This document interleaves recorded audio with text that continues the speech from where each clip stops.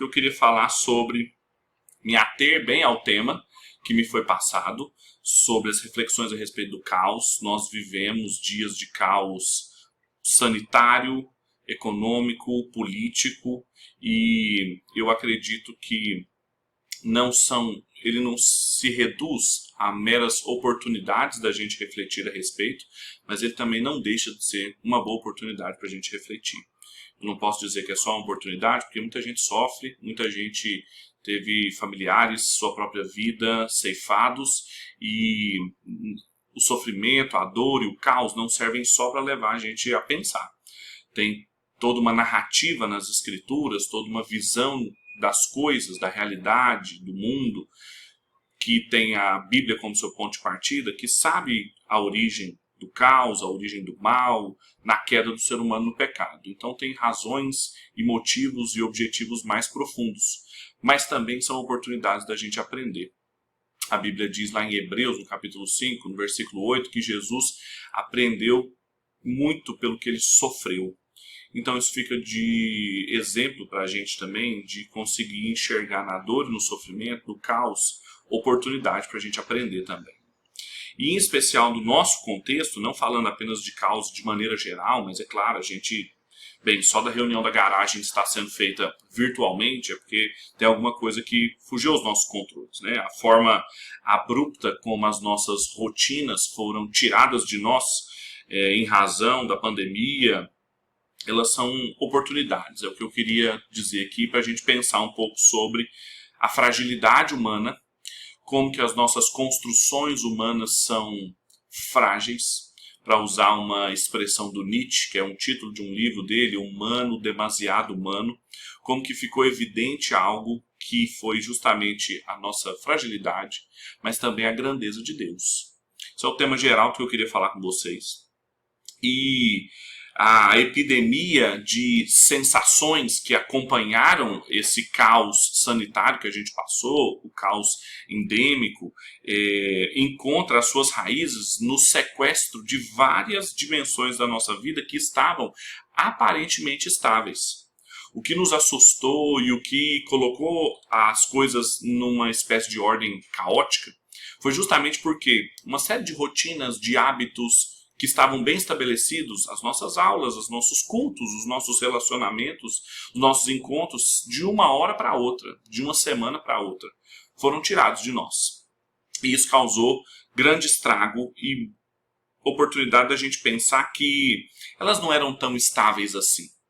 Aparentemente eram estáveis, mas parece que nós tínhamos nos esquecido do quão frágeis são as construções humanas. Por mais estáveis que elas pareçam, por mais que o tempo, por mais que a repetição nos transmita uma falsa sensação de perenidade delas, a visão de mundo cristã sempre foi clara em mostrar para a gente como que há um anúncio de que esses reinos construídos pelas mãos humanas ruirão e uma nova cidade vai vir do céu para baixo, cujo arquiteto e o construtor é Deus. Deus não é só quem planejou, mas Deus também é quem vai levar a cabo a Nova Jerusalém. E isso afeta a forma como nós enxergamos, porque a epidemia ajuda a gente a entender que essas construções frágeis do nosso cotidiano simplesmente refletem esse caráter atávico dela, ou seja, de como que ela não consegue sustentar-se. Os estudantes foram privados das suas aulas, os crentes foram privados dos seus cultos, os amigos foram privados dos seus abraços, e cada detalhe é reconfigurado nesses dias de emergência sanitária que a gente vive. E nunca foi tão fácil, na minha opinião, enxergar o quão frágeis e carentes de um cuidado muito maior do que aqueles que nós mesmos podemos providenciar, nós somos. Porque tem um salmo, e é o texto que eu gostaria de deixar com vocês. Você tem uma Bíblia aí, se você puder abrir ou se puder acessar a sua Bíblia. É um trecho do Salmo 103, em que isso fica muito claro para mim, que essa fragilidade do ser humano, essa fugacidade da vida humana, que é o Salmo 103, o versículo 15. Ele diz assim: já o ser humano, sua vida é como a erva.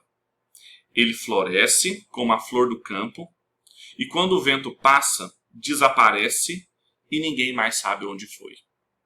Veja que há um tom assim meio niilista nessa constatação do salmista, né? A que se compara a vida humana? A uma erva do campo, a uma plantinha, a uma erva daninha que hoje cresce, amanhã bate um vento mais forte, leva e ninguém se lembra dela.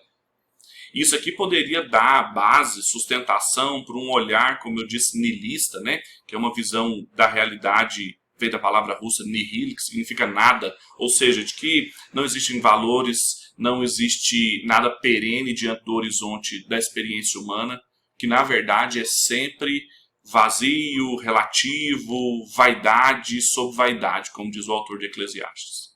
Só que o autor do Salmo, ele faz uma virada muito interessante depois que ele escreve no versículo 15, depois de apresentar essa imagem da vida humana transitória, frágil, uma erva que desaparece com a força do vento, que hoje existe, amanhã não existe mais, e que a gente não precisaria tanto dos filósofos pessimistas para nos dar esse relato da condição humana, porque o salmista já nos deu.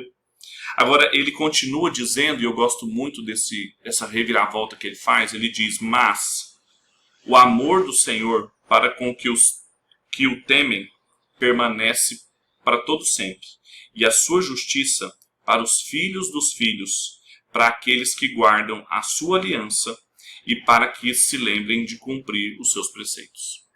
Então ele faz um contraste aqui, um paralelismo, né, como a poesia hebraica sempre fez. Ele começa falando, olha, a condição do homem, o que é o homem? Ele compara-se a uma erva, que hoje existe, amanhã não existe mais, desaparece com o vento. Mas o amor do Senhor dura para sempre. Ele se renova para os filhos dos filhos e para aqueles que amam a Deus e que temem e guardam a sua aliança. Existe uma reviravolta aqui que nos traz muita esperança no meio do caos. O salmista mostra que a forma privilegiada do ser humano ultrapassar a sua condição de finitude, ultrapassar o caos que às vezes fica mais aparente para nós, é justamente através do amor de Deus para aqueles que o temem e guardam a sua aliança. Ou seja, se por um lado a pandemia e todo o caos político, econômico e sanitário instalado no nosso meio mostrou a fragilidade das construções humanas e de como as nossas escolas, as nossas igrejas, os nossos mercados, eles são frágeis e incapazes de conduzir-se a si mesmos. Por outro lado, mostra também que o meio do ser humano poder escapar dessa condição de fugacidade não podem ser através dessas construções humanas demasiadas humanas. Tem que ser algo que o escapa, que o ultrapassa, que transborda da relação da própria Trindade em nossa direção. A aliança que ele tem conosco. O pacto, vocês sabem muito bem o que é uma aliança, o que é um pacto, é um compromisso bem profundo que diz respeito a compromissos que daquele que fez uma aliança com uma outra pessoa tem em relação a eles. E essa é a relação que Deus tem conosco. Às vezes, nos tons muito relacionais que nós demos à nossa relação com Deus, está correto, nós temos que desenvolver uma fé relacional com Deus, mas ela não é uma relação feita de qualquer modo. É uma relação pactual, aliancista, ou seja, Deus tem um compromisso. Um compromisso que Ele mesmo sustenta por causa dEle, da sua palavra, da sua santidade, e que Ele faz valer as suas promessas, Ele faz cumprir as promessas que Ele tem de preservar o seu povo. A revelia de nós mesmos, a revelia da nossa fragilidade, a revelia das insustentabilidades das nossas construções. E isso faz com que aquela imagem da erva do campo, que hoje existe e amanhã não existe mais, mude. E aí a gente passa a falar de esperança, de uma geração para outra, não só na nossa vida, não só pensando na estabilidade que isso vai trazer para nós, mas a estabilidade dos filhos, sustentabilidade em relação ao que nós vamos ter de uma geração para outra. O que nos salva da pandemia, seja ela sensorial, perceptiva, do medo, causada pelo diagnóstico viral não são os protocolos higiênicos e nem mesmo uma vacina. Às vezes a gente tem ansiado mais pela vacina do que pelo retorno do rei ou a descida da Nova Jerusalém, que é essa cidade construída pelo arquiteto e construtor chamado Deus e Pai do nosso Senhor Jesus. Não são essas coisas que vão nos livrar e que vão trazer esperança e redefinir a nossa experiência com o caos contemporâneo que Deus permitiu que a gente vivesse. Não são esses protocolos, não é uma futura vacina. Essas também são construções frágeis humanas. Por mais que elas sejam necessárias, benéficas, por mais que elas comuniquem a graça e o amor de Deus por nós, são expressões frágeis dos humanos. Então, somente o temor do Senhor e a aliança com Ele pode nos livrar da nossa própria finitude. Portanto, nesse dia em que nós estamos reunidos aqui, nessa última reunião de todo um ano, talvez um dos mais difíceis para a liderança da garagem e da própria Gávea de maneira geral, em que muitas pessoas foram privadas das suas reuniões com seus irmãos, a gente vai se colocar diante do Senhor assumindo a nossa fragilidade e a nossa finitude. Porque apenas dessa forma a gente tem condições de reconhecer e receber a grandeza de Deus e a sua perenidade e a alternativa que Ele apresenta para nós. Tem um texto do C.S. Lewis que eu gosto muito, está nessa edição aqui da Ética para Viver Melhor, que foi um texto que ele escreveu em 1948, um pouco depois da Segunda Guerra Mundial, ainda com muita instabilidade econômica, política, militar, em decorrência da guerra, na continuação do que iria acontecer nos próximos anos. O título do texto é Viver na Era Atômica. E ele se pergunta o que significa viver na era atômica? O que significa viver numa era em que uma bomba, uma arma militar pode dizimar uma população inteira de uma vez? Ele fala o que mudou na nossa vida com a era atômica? É que agora o poder de destruição em massa é muito maior, muito irreversível. Apesar de quem é da época, né, ou ter visto o filme do Indiana Jones, ele ter sobrevivido a um acidente nuclear dentro de uma geladeira, aquilo é falso, tá, gente? Se uma bomba, um ataque nuclear acontecer na nossa cidade, não entre na geladeira. Você vai morrer amassado lá dentro. Não sobrevive. Então, a iminência da morte fez com que as pessoas passassem a ficar apavoradas, e o Lewis fala uma coisa interessantíssima, que eu gostaria de ler para vocês. Esse é o primeiro ponto que eu gostaria de esclarecer, e a primeira ação é nos controlarmos. E isso aqui, o que eu vou ler a partir de agora, é uma implicação do que eu falei antes. Se vamos ser destruídos por uma bomba atômica, que ela nos encontre realizando atividades humanas sensatas, orando, trabalhando, ensinando, lendo, ouvindo música, dando banho nas crianças, jogando tênis, conversando com amigos enquanto bebemos ou jogamos dardos, e não amontoados como ovelhas apavoradas, pensando em bombas. Elas podem destruir o corpo, até um micróbio pode fazer isso, mas não precisam dominar nossa mente. Então, quando a pandemia nos encontra, ela vai nos encontrar fazendo o quê? Apavorados? Pensando na pandemia?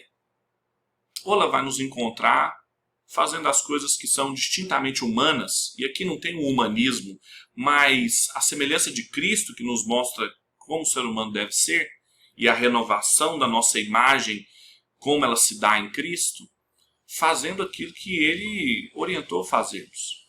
Orarmos, cuidarmos uns dos outros, para que quando a morte nos encontrar, a gente possa ter aquela certeza que o Catecismo de Heidelberg nos diz, de que a minha única esperança na vida e na morte, na doença ou na saúde, é que eu não pertenço a mim mesmo, mas de corpo e alma eu pertenço ao meu Senhor.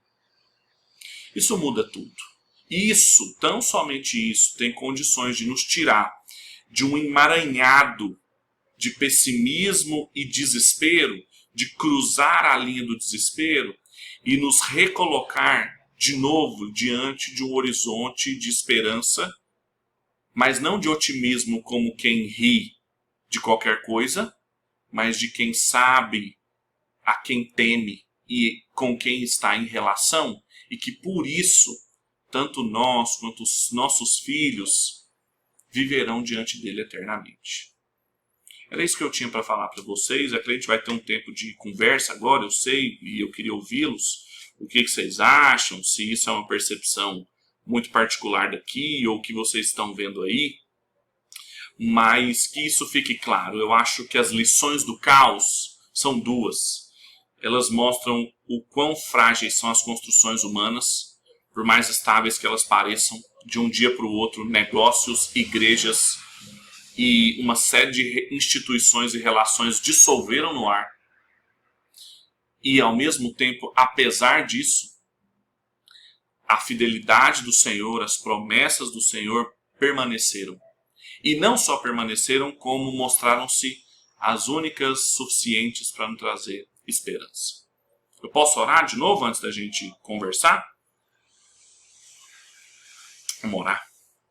Pai, nós nos colocamos diante do Senhor como quem reconhece a sua fragilidade, como quem reconhece que, por mais bem intencionadas que são as nossas motivações, as nossas construções artísticas, sociais, intelectuais, a gente sabe que isso tudo é pó diante do Senhor, de que nós não temos controle e que nós não somos autônomos, mas absolutamente dependentes do Senhor.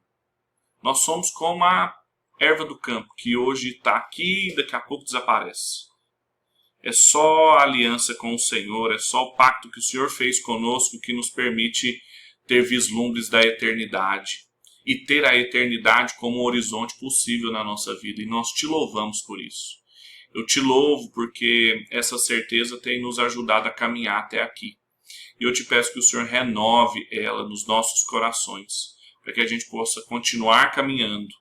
E quando formos encontrados, até mesmo pela morte, que sejamos encontrados fiéis, como uma noiva que aguarda as promessas do seu noivo.